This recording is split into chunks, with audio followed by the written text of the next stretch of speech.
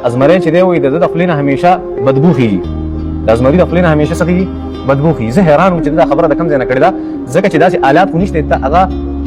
هغه ځای ته ورسېږي چې د ازمري خولې ته او هغه ځای نه بیا هغه بدبو هغه ډیټیکټ کړي، د هغه ځای نه راښکته کړي. سوچ مې کوم چې دا څه چل کړی، ځنګل ته دی تللی نه دی، د سیوه تکدلي او په هغې سټلی دي د ازمري او ده ته د هغې نه پس پته لګېږي دا داسې چل کړی دی. بیا وروسته ما په یو بل ځای کې وکتل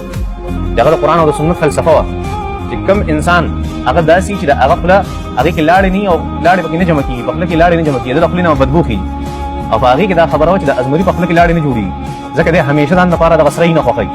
او په دغې باندې خپله تنده هغه ماتوي. په دغې بنیاد امام دمیري ویلي وو د ازمري د خولې نه ډېره صفا بین خېږي،